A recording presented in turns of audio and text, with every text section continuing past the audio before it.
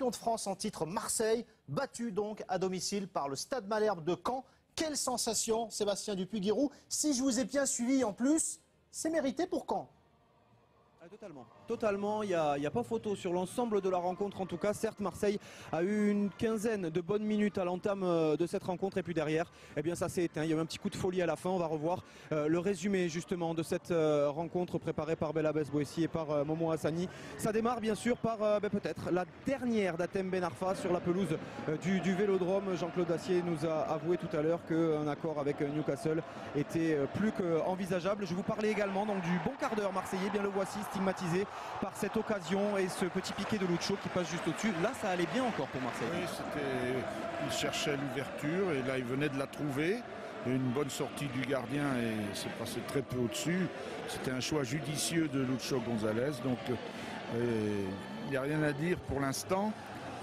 Ouais, et ça a commencé et petit à petit aux alentours de la 20e minute à se dégrader, ballon perdu par Mathieu Valbuena et les Canets vont mettre en place leur jeu de contre avec ce grand pont signé Youssef El Arabi. C'est un tout jeune joueur, il a 23 ans à peine, meilleur buteur du club la saison passée. Sub pour Molo qui vient d'arriver lui aussi, c'est une recrue, Johan Molo qui frappe donc sur le poteau.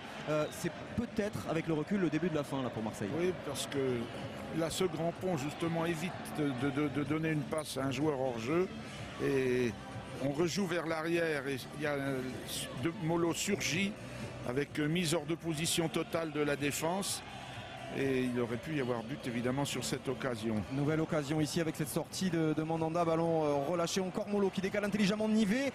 La frappe de Nivet est déviée en corner, là encore c'était 3-4 minutes, allez, à peine après l'occasion précédente et puis nous sommes dans la continuité, le corner de Molo, la tête de Youssef El Arabi qui ne parvient pas à rabattre correctement ce ballon. Marseille est en très très grande difficulté et ça continue encore et toujours, les vagues jaunes qui s'abattent sur les buts marseillais. El Arabi en pivot, c'est juste à côté, c'est la dernière occasion de la première période. El Arabi, regardez-le bien, c'est le meilleur joueur de ce match à mon avis.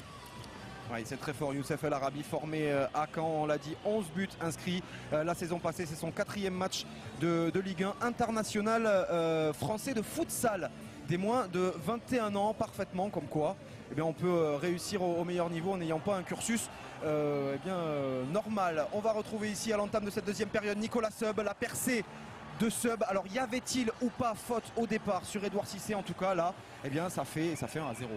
Oui. Les Marseillais ont eu un petit temps d'arrêt sur cette action. Vous voyez, ouais. L'arbitre est à 5 mètres.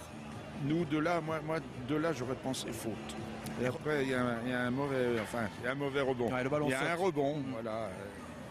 Le ballon saute vraiment devant Steve Mandanda, ça fait donc 1-0. Le temps des changements parce que dès lors Didier Deschamps va tout tenter. L'entrée en jeu d'Hatem Ben Arfa pour ce qui est peut-être donc, on le répète, la dernière d'Hatem Ben Arfa au Vélodrome. La sortie de Valbuena, il est désabusé, totalement désabusé. L'entrée en jeu également de Mamadou Samassa. Vous allez voir que ces deux hommes, Ben Arfa, Samassa, vont avoir un rôle à jouer. Mais en attendant, c'est toujours Caen, toujours Caen qui continue. Et regardez, on voulait vous montrer cette image parce que c'est un retour de César Azpilicueta, la recrue donc marseillaise. C'est un super retour.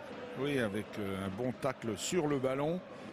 Évidemment, on aurait pu faire une passe à droite, mais à ce moment-là, le Canet se préoccupait de savoir où il allait mettre, comment il allait battre le gardien. Là, c'est les touches longues de ce jeune Espagnol. De 21 ans. Et puis là, les contre-attaques par des grandes obliques, des grandes passes obliques de Canet qui font des appels. Un extérieur encore, et là, il faut une très très bonne sortie de Mandanda pour qu'il n'y ait pas un deuxième but tout de suite. Ah, vous le voyez, ça commence à s'affoler un petit peu. Nous sommes encore dans la continuité. Hatem Ben Arfa qui temporise, qui attend les appels de balle. Il a vu Mamadou Samassa, ballon donné par-dessus au duel avec Sorbon. Il est passé, Mamadou Samassa, et il vient égaliser. 79e minute. On se dit alors que Marseille est en passe tout simplement de renverser le sort de cette rencontre. C'est peut-être, et même certainement, la seule occasion franche marseillaise de la rencontre. Et encore, il a fallu une mésentente et un hors-jeu.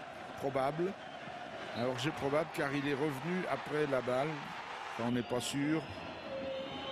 Un superbe ballon en tout cas d'Hatem Ben Arfa donné dans le bon tempo, donné par-dessus. Hatem Ben Arfa qui a fait une superbe entrée en jeu. On se dit là forcément que l'Olympique de Marseille a toutes les cartes pour essayer de remporter cette rencontre face à des Canets qui avaient tout donné, face à des Canets fatigués. L'Olympique de Marseille qui a un vrai élan positif.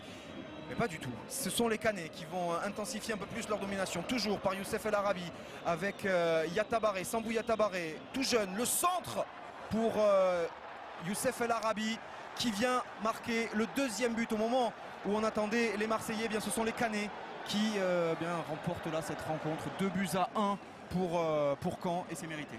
Oui, quand je vous disais que El Arabi avait fait une partie formidable, il est pour beaucoup dans la victoire de son équipe.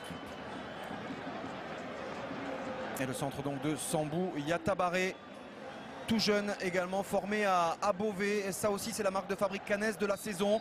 On n'a pas pris de grands attaquants. Il y avait eu Savidan avant. Et bien là, voilà, on a fait confiance au centre de formation avec notamment Al Arabi. La toute dernière occasion de cette rencontre avec ce ballon dans les pieds d'Atem Benarfa. Le centre de Benarfa au deuxième poteau pour Mamadou Niang. Le contrôle, la reprise. C'est contré, et puis derrière ça traîne dans la surface de réparation, mais ça ne donnera rien. Marseille s'incline 2-1 en ouverture. C'est la sensation de la soirée. Mamadou Niang, on en a parlé également tout au long de la soirée. Jean-Claude Bassier l'a dit, il va rester à l'Olympique de Marseille. Il lui reste des années de contrat.